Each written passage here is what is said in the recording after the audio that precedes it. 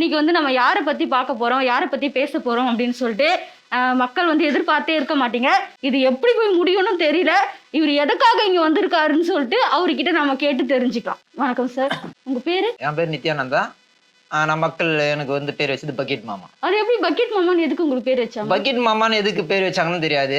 ஆனா அவங்க கூப்பிடுறது பக்கெட் மாமா. நானும் போய் கேட்டேன், எதுக்கு என்ன பக்கெட் மாமான்னு கூப்பிடுறீங்கன்னா, நான் வீடியோஸ் பண்ணும்போது ஓன் வாய்ஸ் போடும்போது எதனா ஒன்று வச்சு நம்ம பொருள் வச்சு எதனா வீடியோஸ் பண்ணணும் அப்படின்னு நான் சொல்லும்போது பக்கத்தில் எனக்கு எந்த பொருளும் கிடைக்கல. பக்கெட் தான் தலைமறை கவுத்து வச்சுட்டு ஆடிக்கிட்டே இருந்தேன். தலைமறை அப்படி கவுத்துட்டு டான்ஸ் எல்லாம் ஆடிக்கிட்டே இருந்தேன். அதுலேருந்து அவங்க எல்லாமே பக்கெட் மாமான்னு கூட ஆரம்பிச்சாங்க. எனக்கு அது வந்து கெட்ட பேரா எனக்கு தெரியல. அது எனக்கு வந்து சந்தோஷமா இருந்தது. எனக்கு பக்கெட் மாமான்றது ஒரு கெட்ட வார்த்தை கிடையாதுல்ல. பக்கெட் மாமா அப்படின்னு சொல்றாங்க அப்படின்றது அது பக்கெட் மாமா நான் ஏத்துக்கிட்டேன். ஜிபி முத்தம் வந்து இப்போ ஒரு அளவுக்கு பிளாட்ஃபார்ம்ல கம்மி ஆயிட்டாரு. அவர் நேத்து ஒரு வீடியோஸ் போட்டிருக்காரு.